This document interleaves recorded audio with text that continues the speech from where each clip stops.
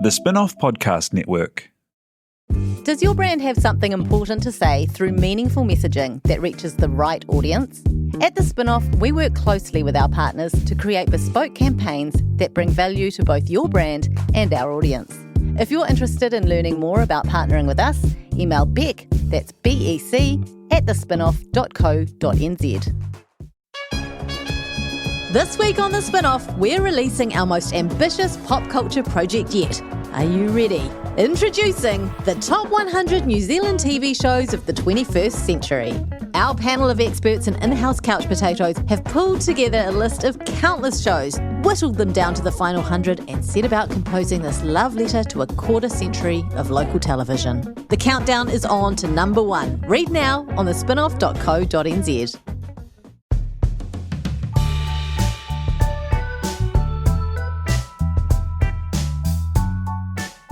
Tēnā koutou katoa, this is Toby Manhire with a special episode of Gone by Lunchtime as we approach the American election. You may have heard about it.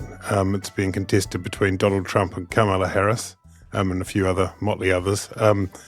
And it is, as we speak, on Thursday, the 24th of October, only 12 days to go. I'm very happy to announce that joining me today from Tauranga is Todd Muller, who is not just a former leader of the National Party, but also a real American politics nerd, aren't you, Todd?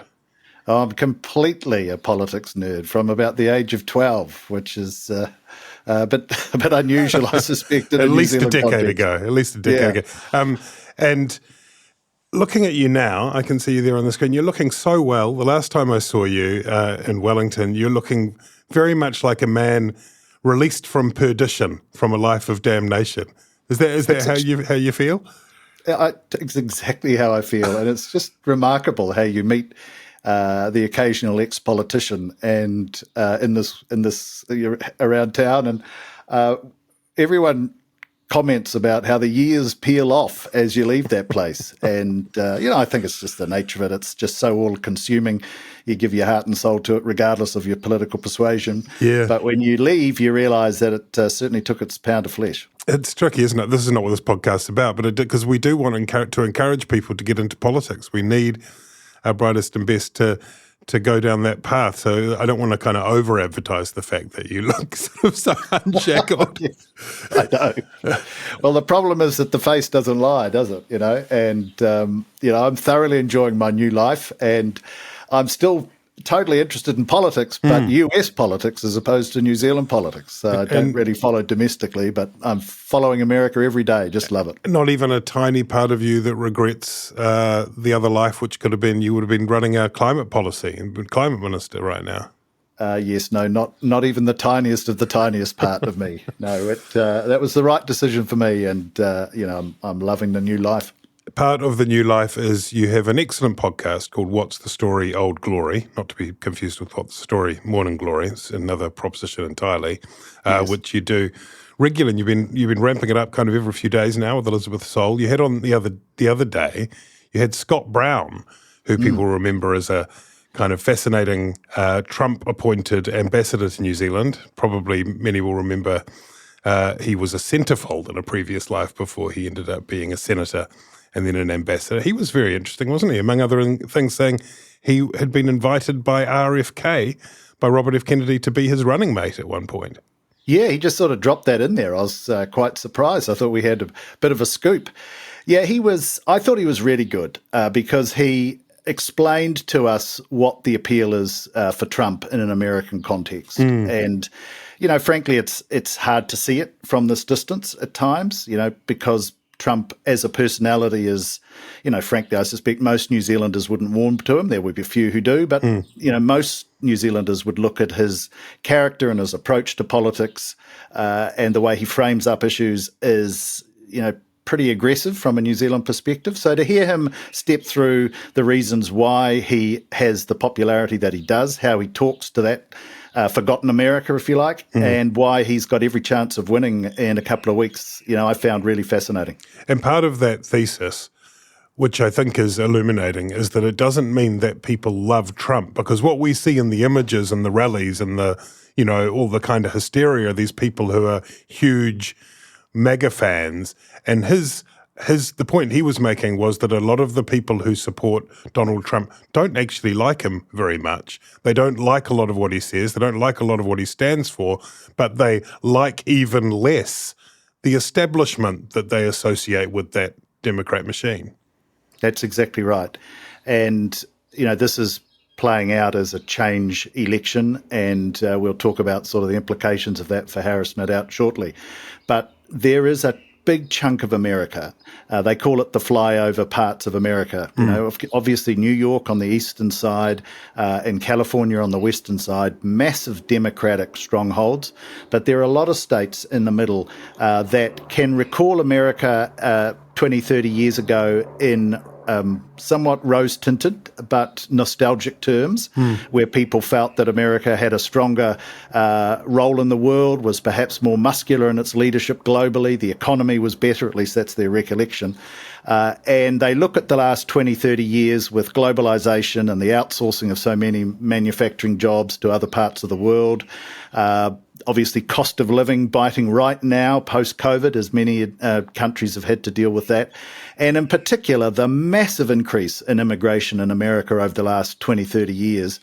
And he's playing to people's concerns that actually the country was better then than now. And I want someone who's going to look after me. And yes, he might be an arsehole.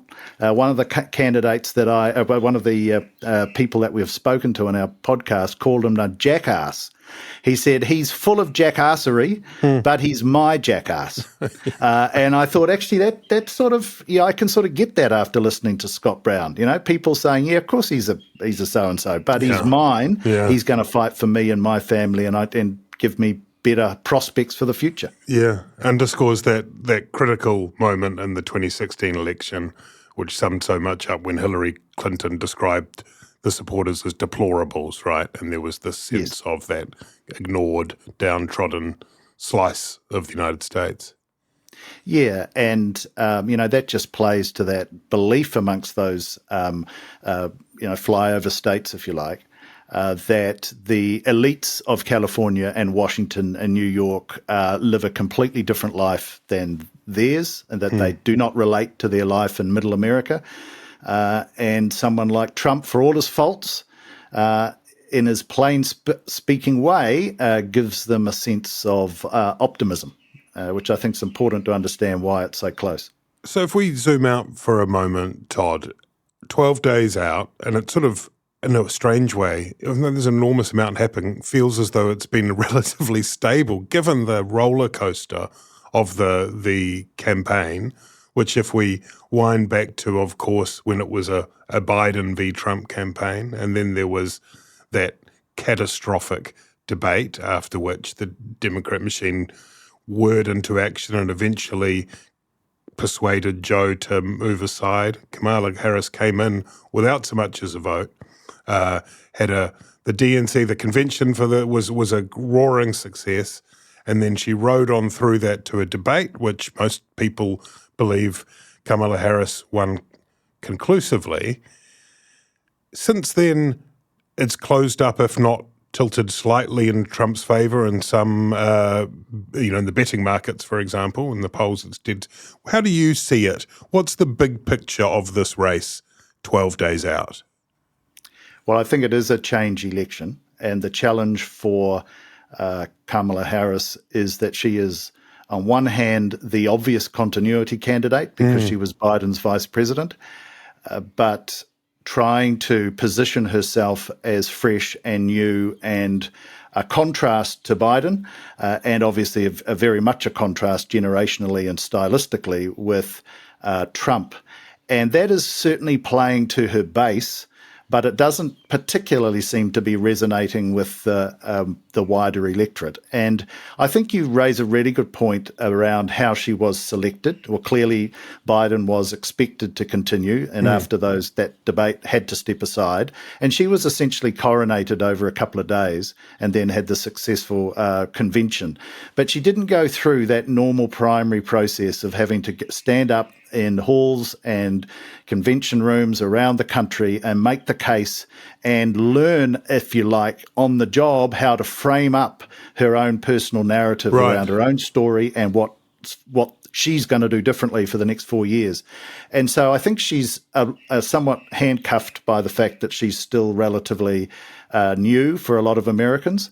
And she's falling into the trap, in my opinion, of increasingly defining herself as being not Trump. And that, in my view, plays to Trump's advantage as opposed to hers. And she's been reasonably media shy. She's given a few interviews in recent days, it should be said, including one on Fox, which didn't necessarily go all that well. But there was almost a sense that the campaign team thought, we've opened up a bit of a lead here, let's not mess with that. Whereas there was almost something kind of liberating, I thought, about the moment where she was suddenly thrust into the spotlight, which did have some echoes of the Jacinda Ardern story in New Zealand. You don't have time for everyone to get involved and have 10,000 committees and advisors in your ear. You just sort of back yourself, you know?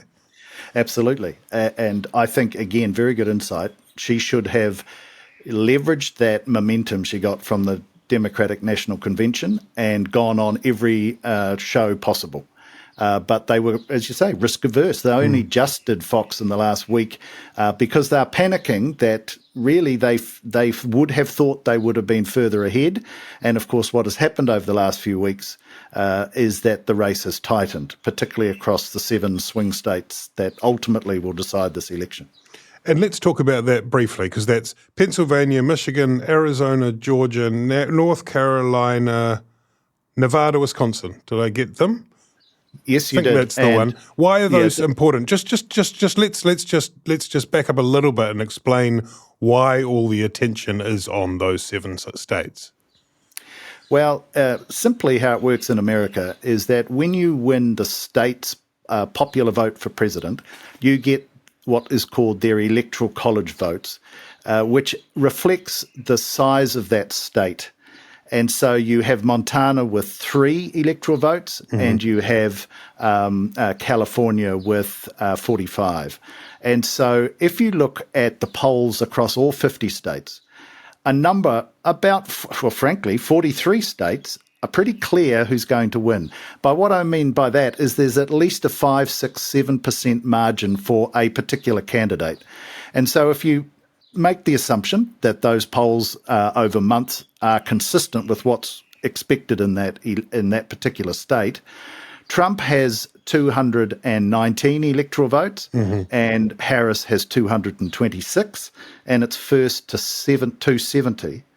And those other 7 states have 95 electoral votes between them, the largest being Pennsylvania and the smallest being Nevada. And if you can imagine the map of where these states are, you've got the blue wall of northeastern states of Michigan, Wisconsin, Pennsylvania, right beside each other. If you think about them, they have a mix of very rural areas and then one urban city that perhaps in the past has been very strong. Pennsylvania is a classic. Philadelphia is the city of Pennsylvania. The rest of the state is rural. Your listeners know what I'm going to say. All the rural is like 80% Trump, and Philadelphia is about 80% Harris. But the polling in Pennsylvania is dead even. And literally each one of these states, those 3 in the Midwest, then you drop down to the south, North Carolina and Georgia, and then jump right across to the west, and you've got Arizona and Nevada. Again, side-by-side states. And in those 7 states, the biggest margin at the moment is Trump by 2. 4 of them are even. One of them's Democrat by 1, and the other one's Republican by 1. And all those polls, the constant, Toby, is plus or minus 3%, so dead even. And Pennsylvania is the one that has the most attention on it, isn't it? And that yes, it's winning the largest. Pennsylvania is the big prize. Yes, it's the largest one of those 7 states. The reason Pennsylvania is seen as the big prize is, and that's why I spent a little time about stepping out where geographically these 7 states are, is the assumption is that if Pennsylvania goes Harris, then probably Wisconsin and Michigan will too, because they are similar states, and the similar logic applies to the other pockets of states. But it's just so close, so it will be a turnout election. It's right. It's you got to get your base, your people. You got to get them to the polls because you are talking possibly 100,000 votes across 7 states in an election which will have 175 million votes cast. Extraordinary. So this tiny group of voters, and one of the things that's been observed over the course of this election is people know Trump. So it's not like the first time round in 2016 where people are still trying to get used to the idea of Trump as a political wannabe. And now there seems to have been a sort of calcification, I suppose, of the voting blocs, and which partly perhaps explains the choice of vice presidential candidates rather than necessarily trying to reach across the aisle and get the proverbial median voter or swing voter. It's as much about bringing up. They talk, don't they, about low propensity voters. That's part of the target in these particular states, yeah? Yeah, and low propensity voters who are likely to be supportive of your cause, to identify them and to get them to vote, as opposed to spending lots of time on those who are umming and ahhing which person to vote for. And there is a huge amount of work that has gone into that. And you're right about the vice presidents. Historically, the way this has tended to work is that you would get a vice president from another part of the country, another part of the demographic, if you like, of America, to try and broaden your base and broaden your appeal. But both in Tim Walz for the Democrats and J.D. Vance and the Republicans, they are limited candidates in that respect in terms of crossover appeal. They're all about being another mouthpiece, another amplifier of the message to your particular base to get them to turn out. And there was a sense for a while there that Trump might fire Vance. Such was the sort of media he was attracting as the wanting to destroy all the cat ladies of America and so on. But, now he's been putting in a pretty good show, doing a lot of the hard yards on the TV talk shows and roundabout in the rallies. How would you assess the performances right now of Vance and Walz, respectively? Well, I think Vance is certainly stronger. The one debate they had between the two of them, the vice presidential debate, Vance clearly bested Walz. And so in that context, I think he is more beneficial to Trump, I think, than Walz is to Harris. But again, this is at the margins because they are both very focused on talking to their bases and motivating them, predominantly out of fear of the alternative vision for America that they each argue the other has, to get their base to turn out. If I give them time and space, they'll find something to do, and it will always be educational. What if a classroom could be a dahlia farm, a converted bus, a forest, or a lounge?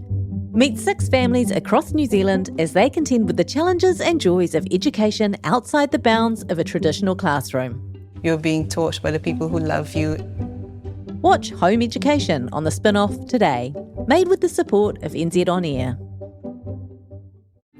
Kia ora, I'm Duncan Grieve, founder of The Spin-Off. You can help us keep all of The Spin-Off's award-winning journalism free for everybody by becoming a member today at thespinoff.co.nz/donate.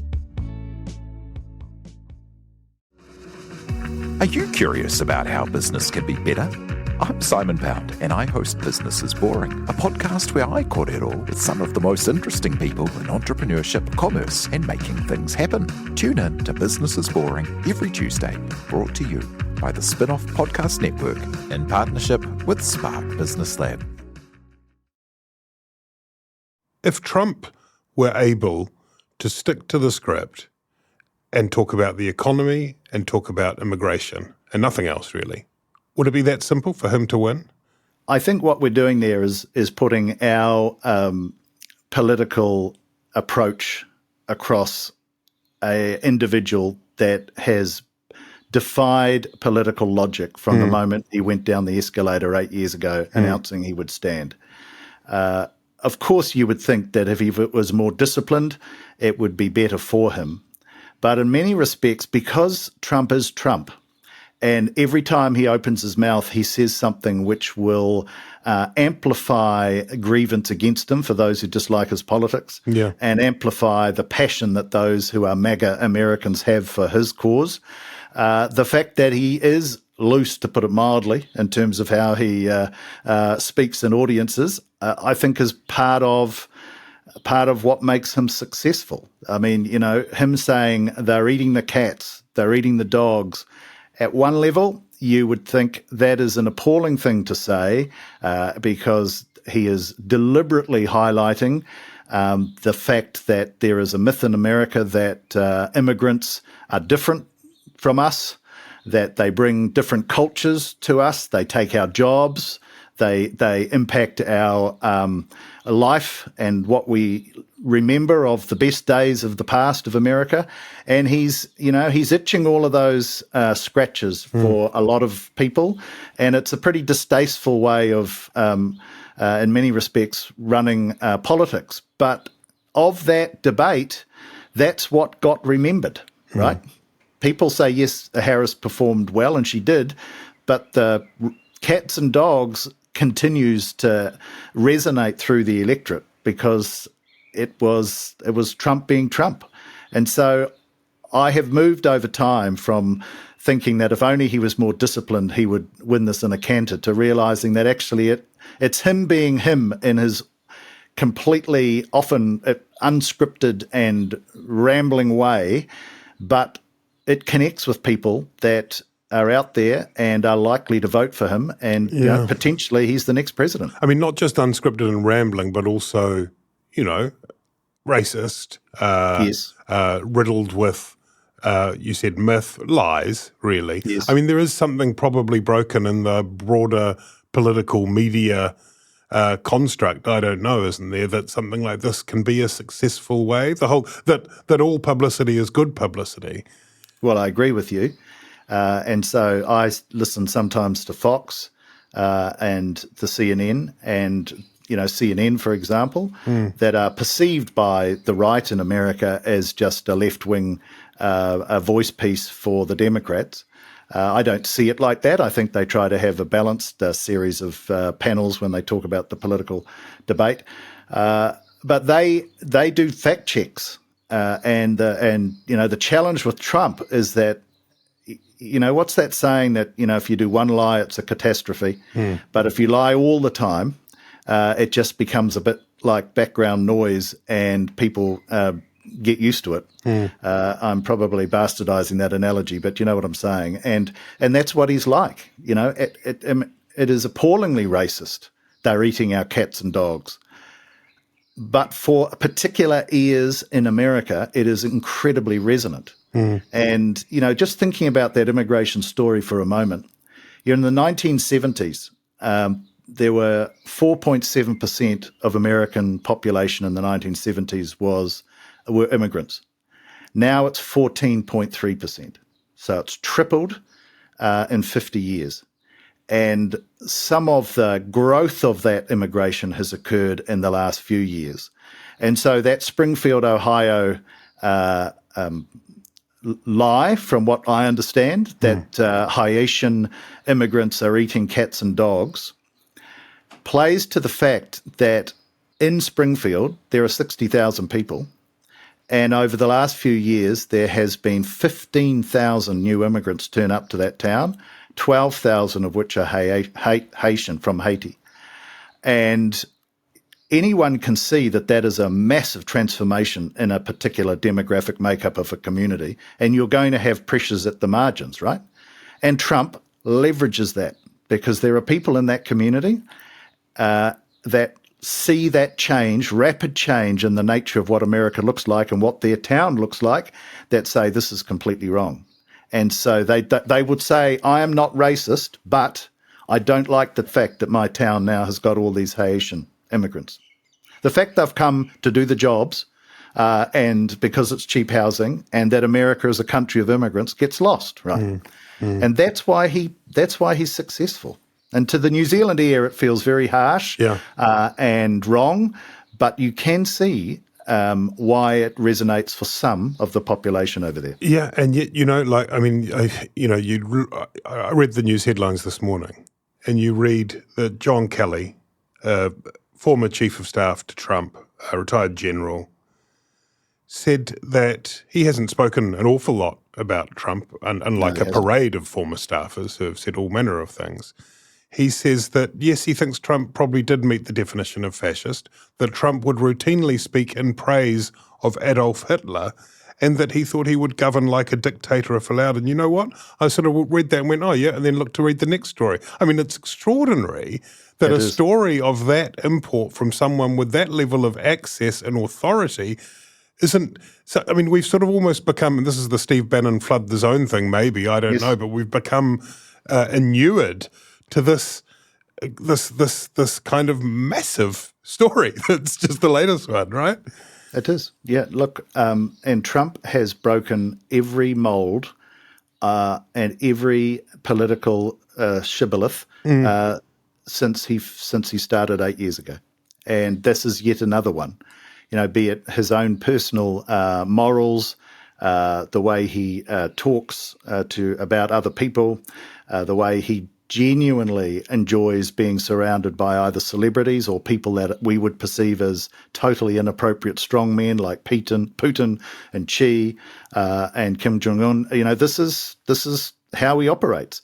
And to have the people who worked with him and who are senior and respected Republicans hold that view publicly, and it just gets absorbed in the noise of another day's campaigning.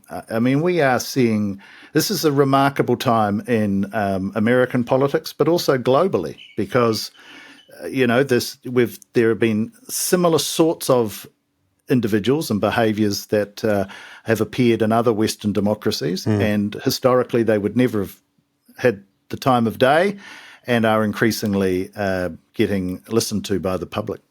And that leads us really to the experience of January 6 and what happens this time around. What do you think will happen if Trump narrowly loses or loses? Do you think he will accept the result? No, he won't. And they are already beginning the legal process of challenge across the states to contest the result. One thing that has always surprised me about America is that I think is important from a New Zealand perspective is it is an enormous country. It is really like 50 countries. And so when you think, well, how can you contest an election? Every state runs their election process different to the other state. And then within the state, they have county jurisdictions. So you don't have uniformity. You don't have uniformity of ballots. You don't have uniformity of how the votes are counted. And so because of that, there is always an opportunity to test whether actually the process that a particular county or state has followed is consistent with either state law or federal law. I mean, that's what he tried to do in 2020. He had more than 50 legal challenges across predominantly those swing states. They were all chucked out, but he still felt that, Pence should not have certified the election, and obviously January 6th resolved from that. So look, unfortunately, it's either going to be a close win to Harris or a close win to Trump, and America is going to be still cleaved down the middle the next day. But if Trump is on the losing side of that it'll be a fight all the way through to January 6th again next year. So it's hard. There's every chance, isn't there, that we do not have a result, even notwithstanding the challenges or, insurrections, things like that. There's every chance that we just don't have a result on the number on election night, isn't there?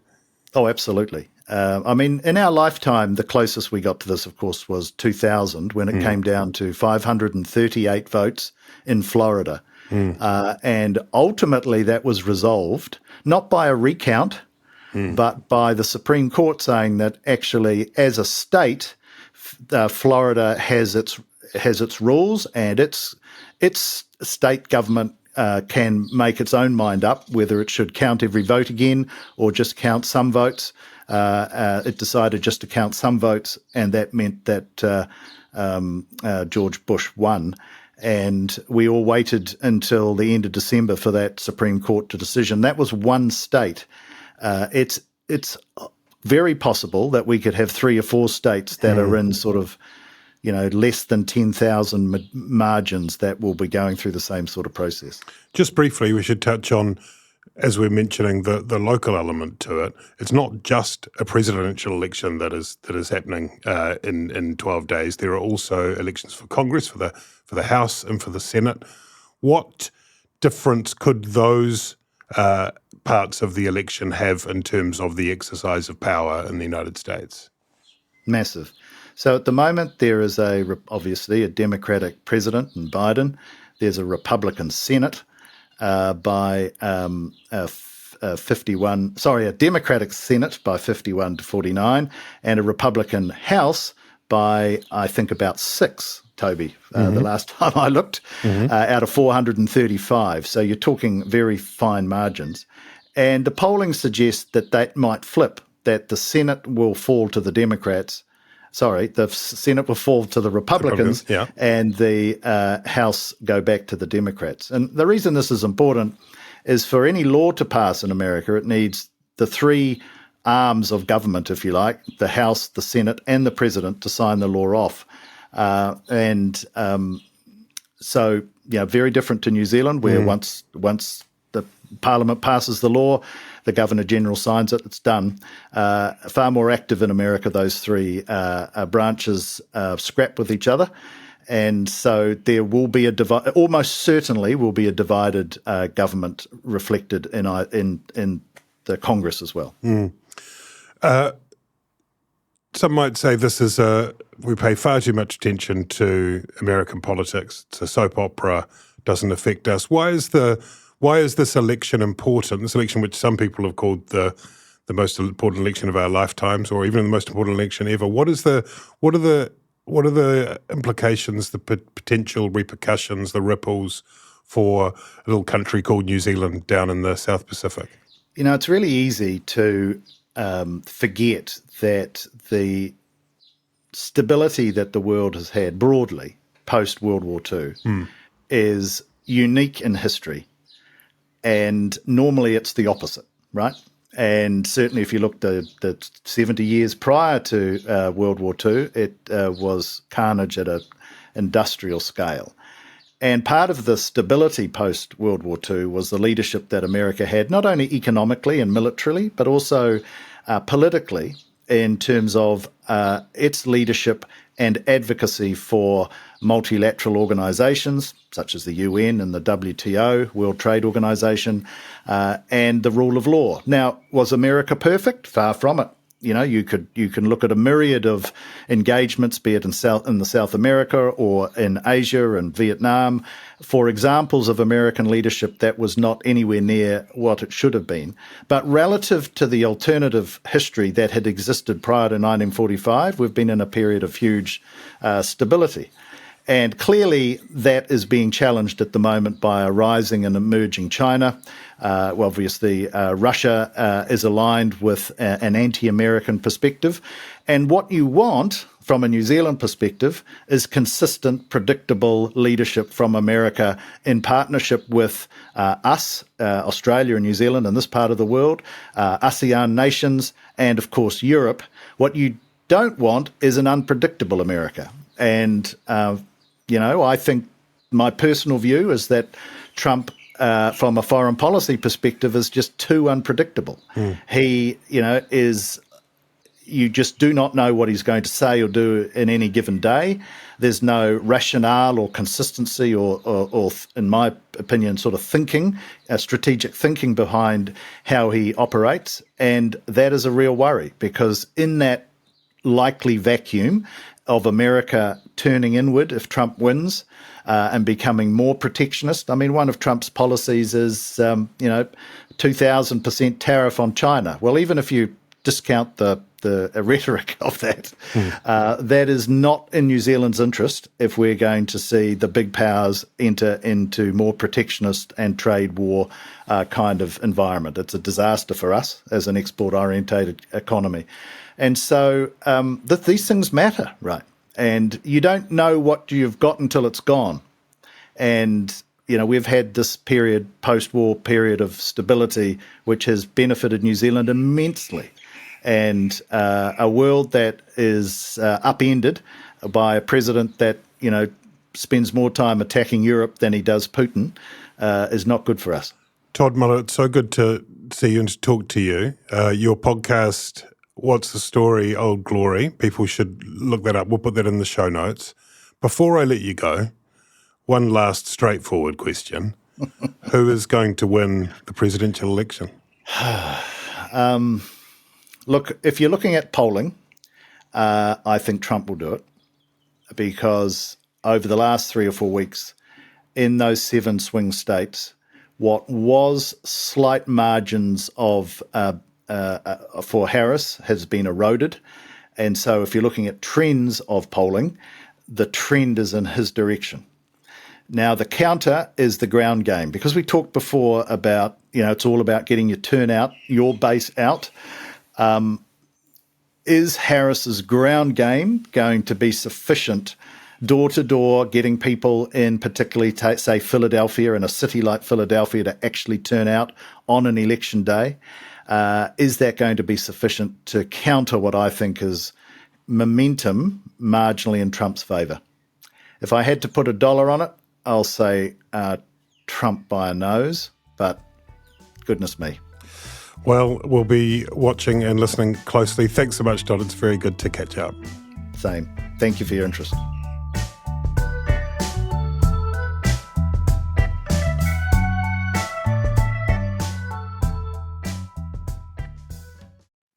Kia ora e te iwi, Te Aihe Butler here, podcast manager at The Spinoff.